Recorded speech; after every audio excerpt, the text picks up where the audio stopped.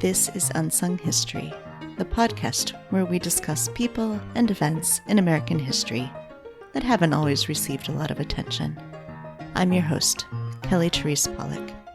I'll start each episode with a brief introduction to the topic, and then talk to someone who knows a lot more than I do. Be sure to subscribe to Unsung History on your favorite podcasting app so you never miss an episode. And please, tell your friends, family, neighbors, colleagues, maybe even strangers to listen to. On today's episode, we're discussing 19th century abortionist Ann Trow Lohman, better known as Madame Restell, sometimes called the Wickedest Woman in New York. Ann Trow was born in the small town of Painswick, a wool town in the Cotswolds of England, on May 6th, 1811 or 1812. Ann's parents, John and Mary Ann, worked at the local wool mill, and the family was poor.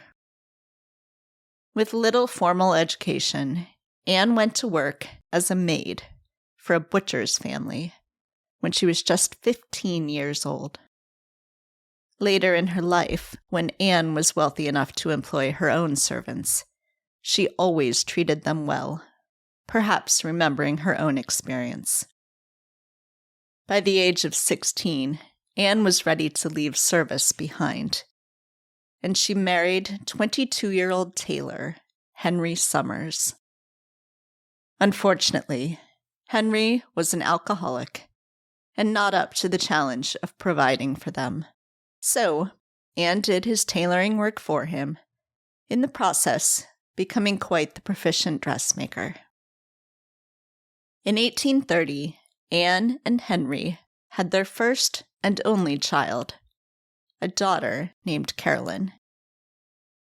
And with another mouth to feed, they decided to move to America in the hopes of finding more success.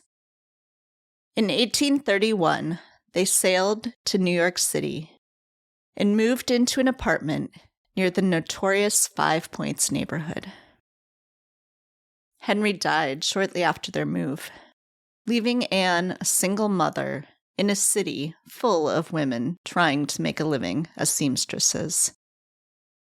Ann befriended a local quack, William Evans. Although he went by Dr. Evans, William had no formal medical training. Evans manufactured pills and tonics, claiming they cured all manner of complaints, from baldness to low spirits. Ann began to work for him and learn the tricks of the trade, soon going into business for herself. When a patient asked Ann for a pill to end her pregnancy, Ann produced one, likely made of ergot of rye and cantharides, which was at least as effective as any other abortifacients of the day. Over time, Ann continued to refine her formulation, and may have used a very dangerous combination of oil of tansy and spirits of turpentine, which somehow did not seem to kill any of her patients. In 1836, Ann remarried, this time to a Russian immigrant named Charles Lohman, who worked as a printer for the New York Herald. With Charles's help, Ann devised a new persona, that of the French-trained, sophisticated Madame Restell, and she began to advertise her business widely. In just a few years, her business exploded, so much so that Madame Restell opened a satellite office in Philadelphia to provide patients there with pills as well. Abortifacient pills didn't always work to end the pregnancy, and in those cases, Madame Restell provided surgical abortions using a whalebone. We don't know for certain where Madame Restell learned her technique, but her operations were remarkably effective and safe. Unsurprisingly, not everyone approved of what Madame Restell was doing. In 1839, she was arrested for the then misdemeanor of providing an abortion before quickening. In this case, for providing abortion pills. The case was dropped when the patient failed to testify. But that wouldn't be Madame Restell's last brush with the law. In 1847, a woman named Maria Bodine requested an abortion from Madame Restell, who said that she was too far along for the procedure. Under pressure, Madame Restell eventually agreed to perform the abortion, which led to her indictment for second-degree manslaughter. In the end, Madame Restell was found guilty of a misdemeanor and sentenced to a year on Blackwell's Island, now called Roosevelt's Island. Despite the generally miserable conditions of the prison, Madame Restell used her wealth to secure special treatment there. In 1862, Madame Restell again flaunted her extreme wealth, this time to build a lavish mansion at the northeast corner of 5th Avenue and 52nd Street, across the street from where St. Patrick's Cathedral was planned.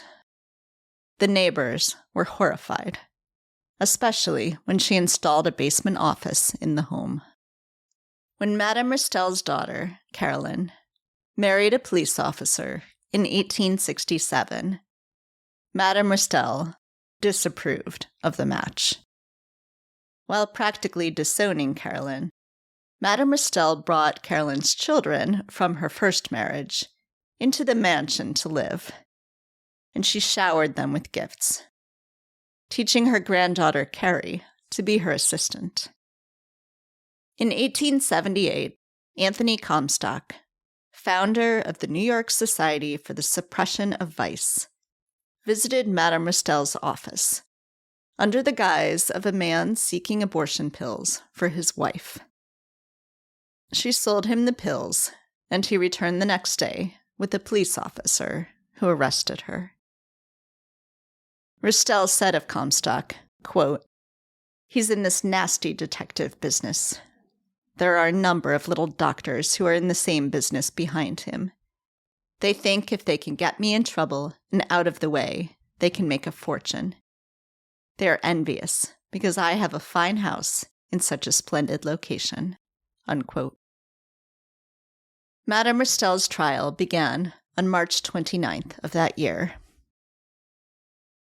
after her lawyer filed a petition of not guilty. The case was adjourned to Monday, April 1st. But Madame Restell did not return to court. That day, Monday, April 1st, 1878, Madame Restell's chambermaid found her dead in the bathtub, where she had died by suicide. Or had she? Soon after her death, people started to theorize that perhaps Madame Restell had faked her death and had fled to Europe. Whatever the case, the wickedest woman in New York was no longer performing abortions on 5th Avenue. Joining me now to help us understand more about Madame Restell is historian and writer Jennifer Wright, author of Madame Restell, The Life, Death, and Resurrection of Old New York's Most Fabulous, Fearless, and Infamous Abortionist.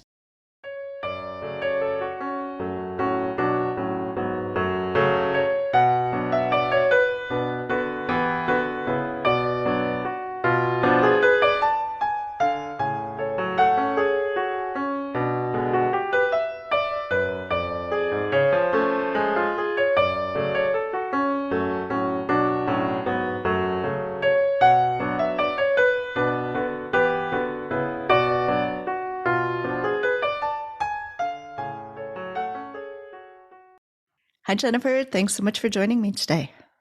Thank you for having me. Yes, I am excited to do this episode. I've known about Madame Restell for a while, but I hadn't looked that closely into her life. So this was a fun read for me. Thank you. It was an incredible privilege to get to spend the past 3 years learning about this kind of remarkable and sometimes very infuriating woman. Yes, yes. So talk to me a little bit about your inspiration for writing this book. Well, I had been writing a lot about abortion for Harper's Bazaar. And I really originally wanted to do a book about how common a procedure abortion had been through all of history.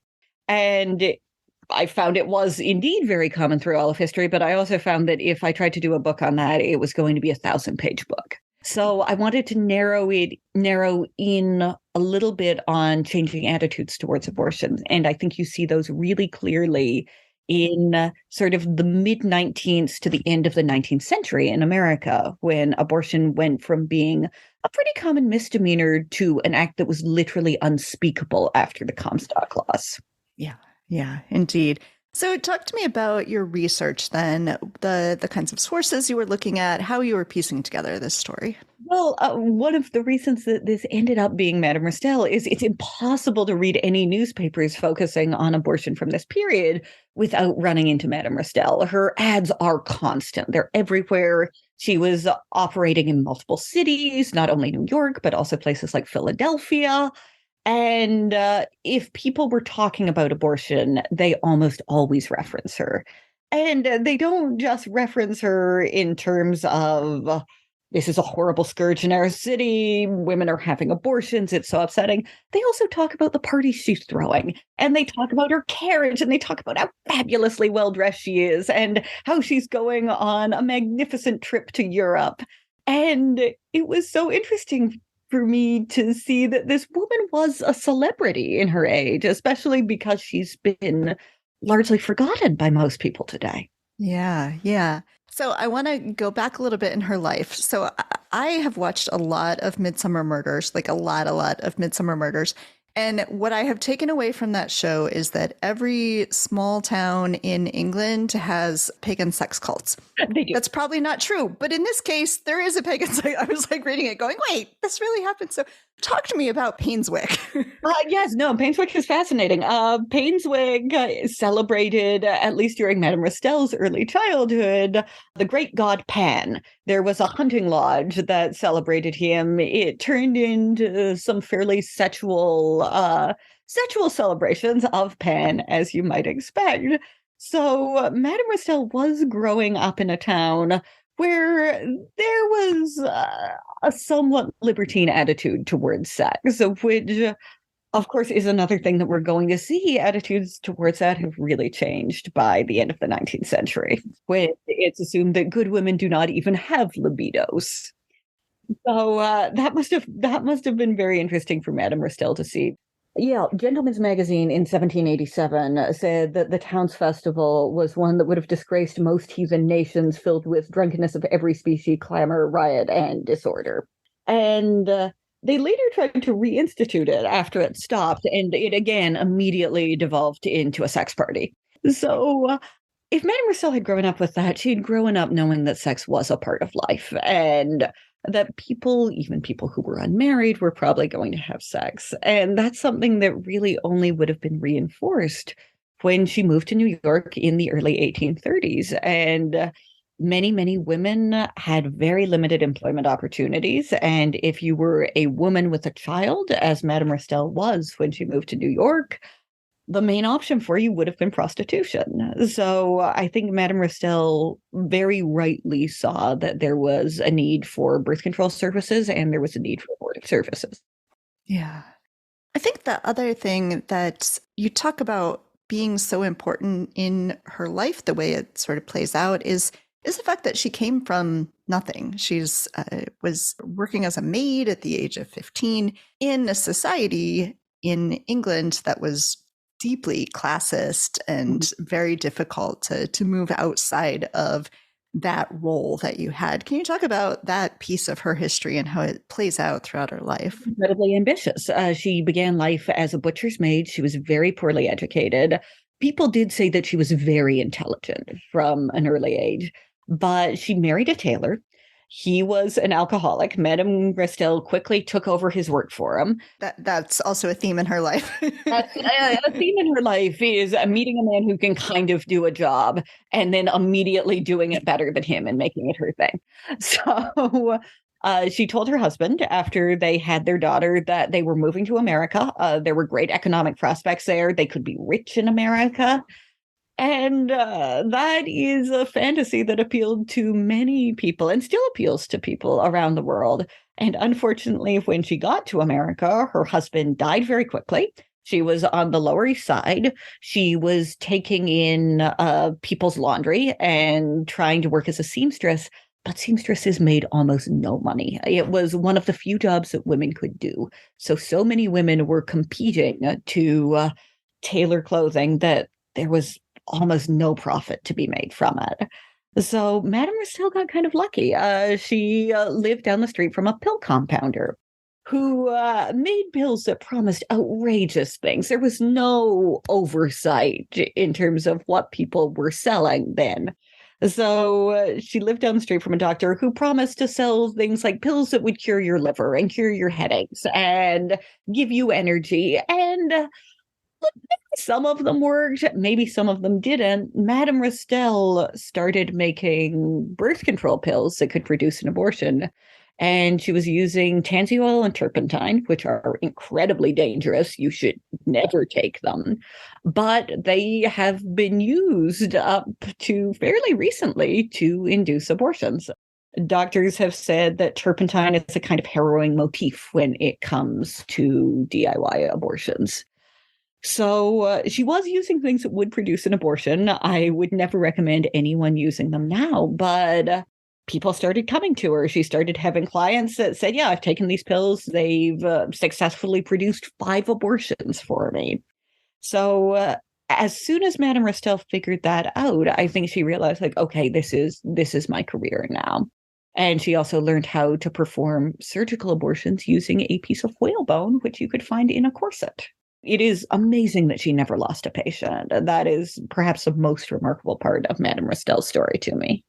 So she obviously was not trained in a medical school, but that wasn't that unusual, right? Like, nope, they were how does she compare to other quote unquote doctors of the time? Yeah, one of the fascinating parts of my research here is realizing that medical schools during this period were very bad. And it's especially bad in the 1800s because during the 1700s, you would basically work on an apprentice system. If your father was a doctor, you would follow him around and you would learn how to set a broken bone in your town, and maybe you'd be a little bit better than him, or maybe you'd be a little bit worse, but you'd basically just keep on going. But in the 1800s, they opened up these medical schools that were really just lecture halls. Classes would go on for about 6 months. You might never actually see a person who was ill. They would buy a bag of bones, take over a lecture hall. Men would pay to come to these. They would send out letters to men or advertise in newspapers saying, don't you want to make great money as a physician? Come to medical school. You can be a doctor. And young men would sign up. They would go. They would never see a pregnant woman, certainly. This was during a time where doctors were told that when they were examining female patients, they should avert their eyes so as not to upset the woman's modesty. So suddenly you had an incredible surplus of doctors who were remarkably badly trained. Basically, if you paid them money to go to medical school, even if you didn't attend most of the classes, you were getting a degree. So Madame Restell was not that much worse off than many of the doctors you might have been seeing during this period. And frankly, the fact that she was a woman and had a basic working knowledge of what female anatomy is like probably gave her a very large advantage. And had given birth, so she knew and that whole. Yeah. Birth, so she remembered that. Yes. Yeah, it's amazing to think about, and you talk about this as medical schools are getting better, not getting better. All of this idea that midwives were actually so much better at delivering babies than doctors were. Can you talk a little bit about that? And I think one of the times we hear about that a lot is in terms of Ignaz Semmelweis, that he worked at a clinic where the death rate was so much higher when women were treated by doctors versus midwives at the other clinic, that women would opt to give birth in the street or in their own carriages rather than going in and being treated by the doctors if they were assigned to the doctor's clinic. And what Semmelweis figured out was that doctors are working with corpses and then plunging their hands into a woman to pull out the baby. And this theory was rejected because doctors are gentlemen and gentlemen's hands are clean. And Semmelweis was absolutely right. When he started forcing doctors to wash their hands, the death rate dropped to the same rate that was being seen among the midwives. It's just doctors hated the idea of being told that anything they were doing was wrong. His idea was rejected and he died in a mental asylum, probably from syphilis, not like because he was so sad about this, but yeah, it's sadly one of those things where many, many lives could have been saved if doctors had been a little more open to trying a new idea. Yeah. So Madame Restell, just as well trained, if not better, than a lot of the men of the day. Yeah. I think what is remarkable too, though, is not just her medical ability, which she really does have, but her ability to sell her services, her ability to market herself and her services, and especially in a time when this isn't something you're supposed to talk about. So how does she go about doing this? She's incredibly brazen. And part of that has to do with help from her second husband, Charles Lohman, who was a printer who worked at the New York Herald, a very popular newspaper of the day. And with his help, she kind of came up with this new persona where she was born Ann Trow and she became Madame Restell. And they talked about how she was trained in Paris and her grandmother was a famous midwife. And this was a family legacy. And partly the idea of her being French had to do with the fact that we always think French people are very sophisticated when it comes to sexual matters. But this was also a time known as the Paris period in medical circles, that medical innovation was really happening in France and in Paris in particular. So the fact that Madame Restell would have trained there would have given her a lot of legitimacy in the eyes of people who were familiar with that. And I think she was also genuinely impassioned about the topic of birth control. She ran amazing articles, which, like, some of them are fairly plagiarized from other thinkers of the time. But she ran these wonderful articles about how women are dying in childbirth. Like, what happens to a family if a woman has so many children that she dies? Who takes care of them then? What about women who are incredibly sick after they've given birth to babies? Isn't that detrimental to a family? What about families who can't afford to have children right now? Shouldn't they be allowed to be married and live and make enough money to be able to raise a family properly? And I think she's making arguments that we're very familiar with today. The fascinating thing to me is that she's running these articles on Christmas Day and talking about how, like, birth control is as good as a lightning rod preventing the worst ravages of nature. And I think that would still be a bold move if you did it in 2023. So I love reading Madame Restell's articles. One of the biggest frustrations of writing this book is that somewhat predictably we don't have any of her letters. She is not somebody who puts a lot in writing. So there are instances where the newspapers say, like, then Madame Restell said something unprintable. And oh boy, I would love to know what she was saying to people that was unprintable. Yeah.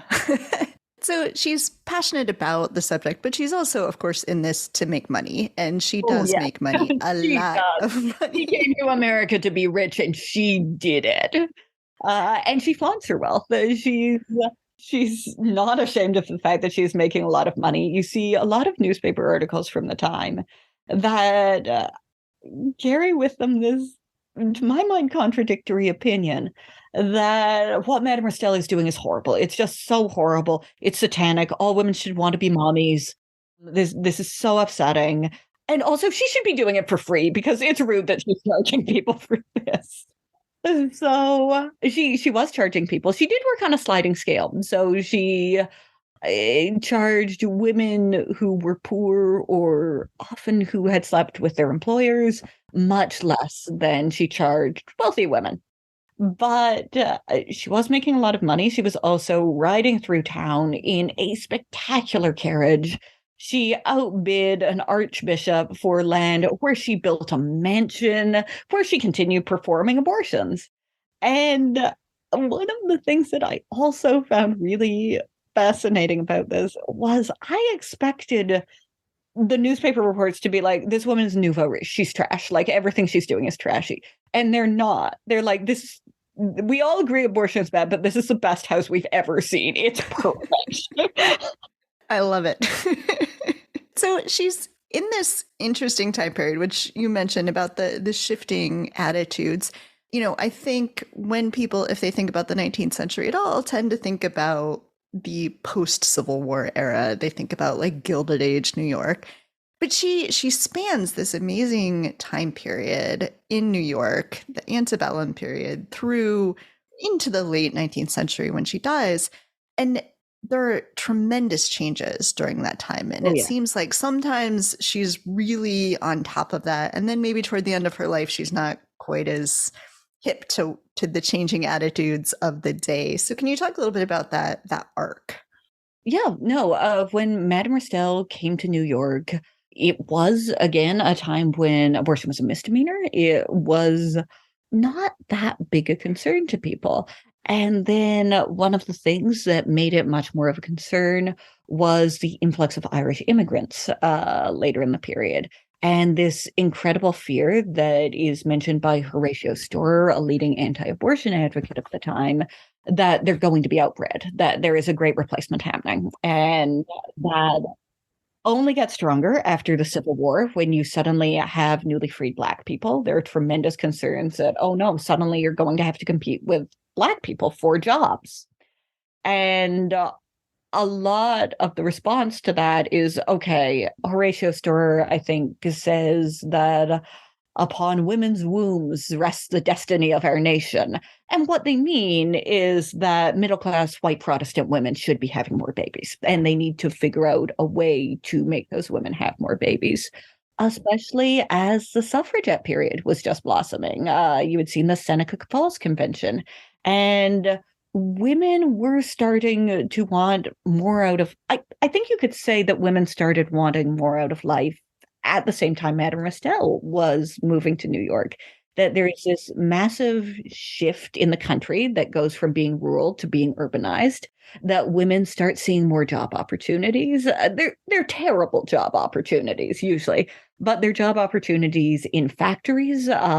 You could work in a shop in the city. There start being these interesting female writers who start emerging from the period.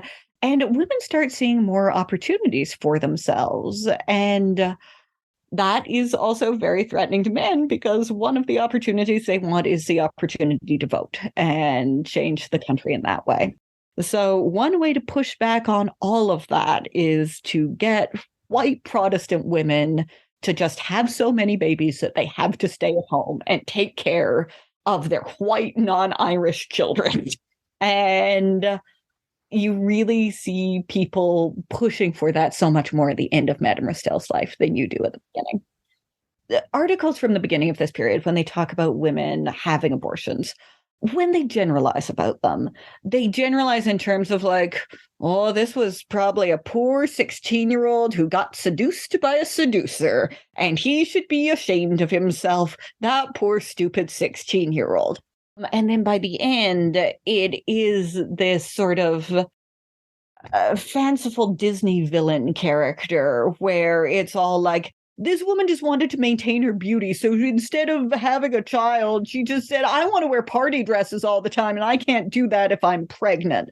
And that becomes sort of again, both of these are made up constructs by men, but the construct they are making up is very different in 1870 than it is in 1840.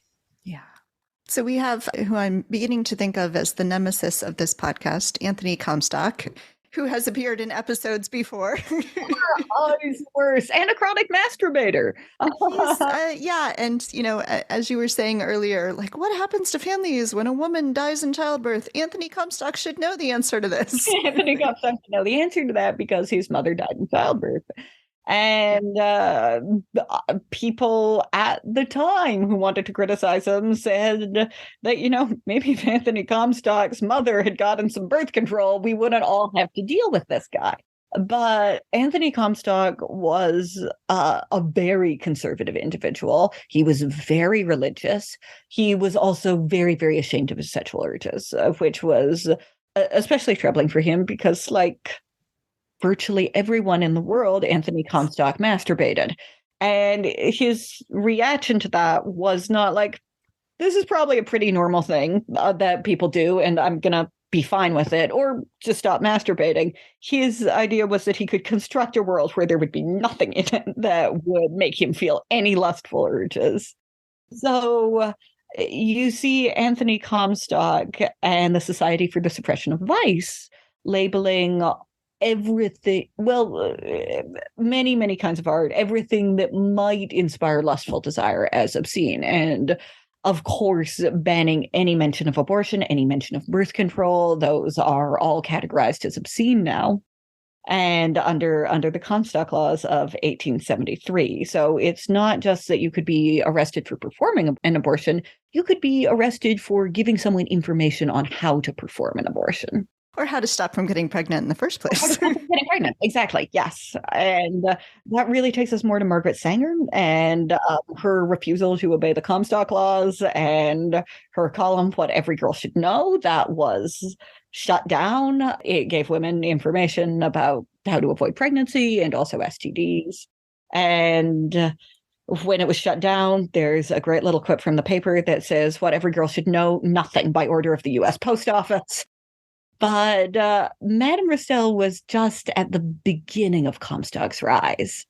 Comstock had started to get himself some very wealthy allies. At the beginning of Comstock's career, he was really just seen as a pest, that he would go to places that sold pornography.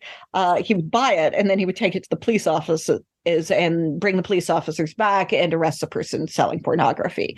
Now, he had to use his own money to do this, so he was running out of money. And that was when he started looking to other influential individuals that would help him on his quest to purify society.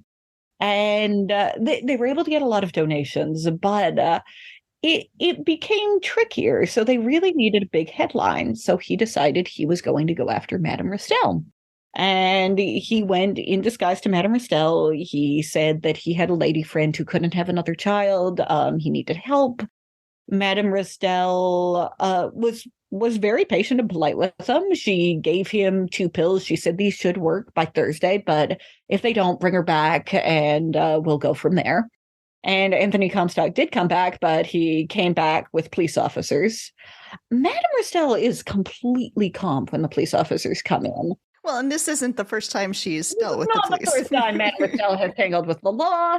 I think she tells Anthony Comstock that she really thought he'd be taller. That's why she got tricked. And she makes the police officers sit with her. She has a lunch of oysters before she goes off with them. She tells them she's going to go to the police station in her own beautiful carriage. So Madame Restell handles this arrest, at least initially, pretty well. And her lawyer also thought this was a fairly clear case of entrapment. So he was pretty sure he could get her out of it. And then, for reasons that I am very suspicious of, Madame Restell becomes extremely hysterical and starts running around telling everyone she's suicidal. And a body was found in her bathtub a few days later. And there was question at the time about whether or not that was really Madame Restell's body, because everybody who identified it was a member of her household, and her estranged son-in-law told the police that there was a plan to get her out of the country. So a lot of her jewels and clothing were found missing from her house, and there were reports later that people had seen her in Paris.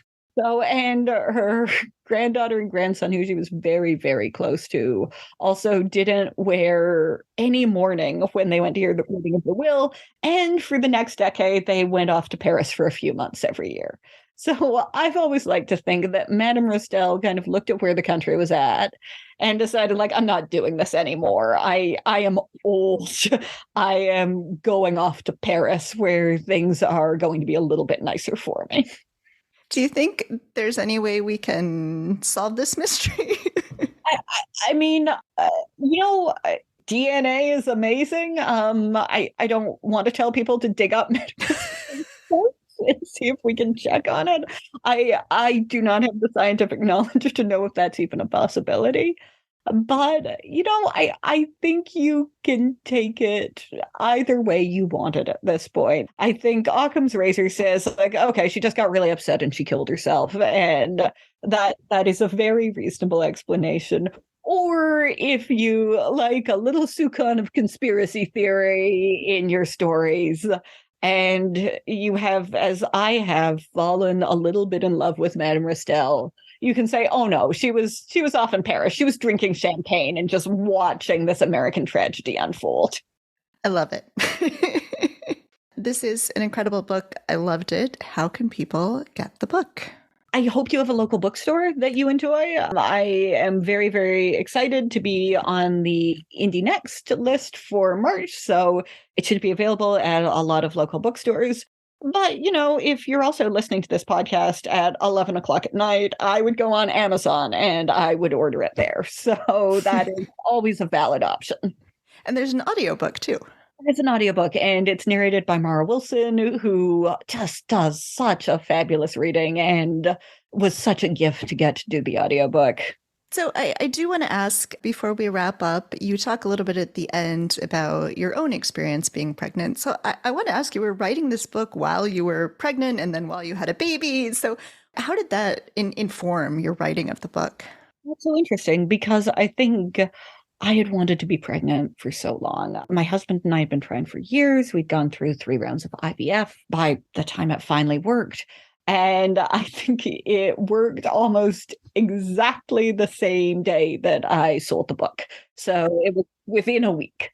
And I did have this fear of, I strongly believe in a woman's right to choose, but I was also afraid that pregnancy and childbirth might shift my views on that topic, and maybe it would be harder to write about an abortionist. And look, I was in love with the idea of my daughter from the moment I knew I was pregnant, but it did not change my views at all. If anything, I think it made me realize how difficult pregnancy and childbirth are, and how, to my mind, also beautiful that is. I write about it in the book, but my experience of childbirth was very difficult.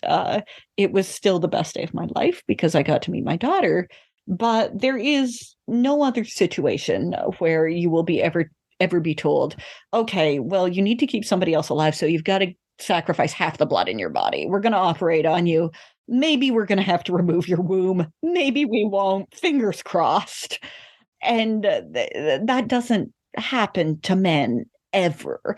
There is no situation where a man will be told, all right, well, Joe from work needs a kidney and you're a match, so we're going to take your kidney, buddy. Sorry about that. You'll be fine. And I think there is something beautiful about this choice that you're making if you have a child, that you are willing to risk your health and your life to have a child. But that isn't a decision that should ever be forced on anyone. Is there anything else you wanted to make sure we talk about? Gosh, I think you've covered it so well.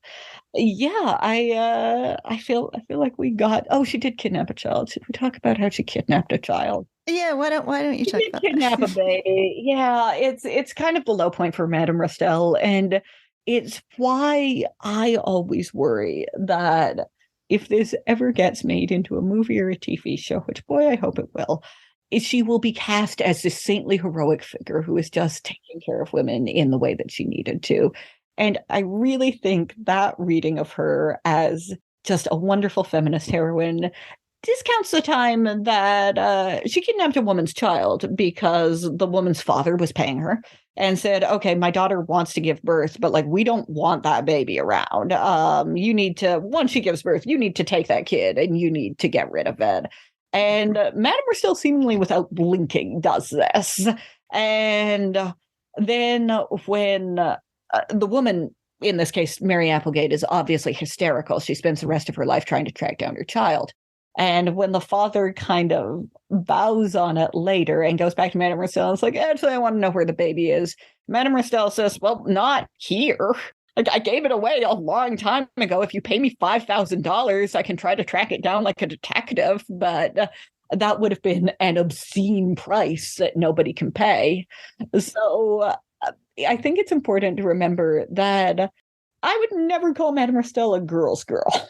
Like, Madame Restell is in this business because she's making money. The people who are paying her are largely men. The people she's friends with are men. The politicians she's bribing are men. The people who work for her and support her are her husband and her brother. They're men.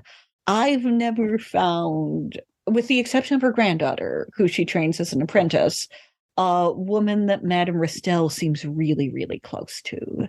So I think I am always a little hesitant to sort of sort her into this wonderful pantheon of feminists that are helping and uplifting other women all the time. But, she was performing a very necessary service that still helped a lot of women and probably saved a lot of women's lives.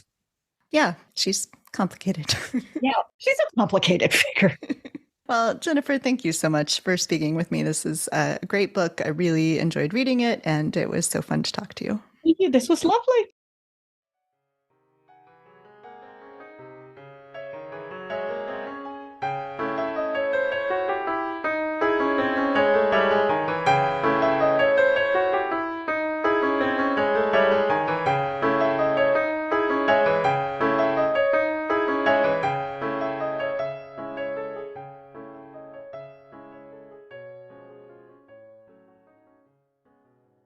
Thanks for listening to Unsung History. Please subscribe to Unsung History on your favorite podcasting app. You can find the sources used for this episode and a full episode transcript at unsunghistorypodcast.com. To the best of our knowledge, all audio and images used by Unsung History are in the public domain or are used with permission. You can find us on Twitter or Instagram at unsung__history or on Facebook at Unsung History Podcast. To contact us with questions, corrections, praise, or episode suggestions, please email kelly@unsunghistorypodcast.com. If you enjoyed this podcast, please rate, review, and tell everyone you know. Bye!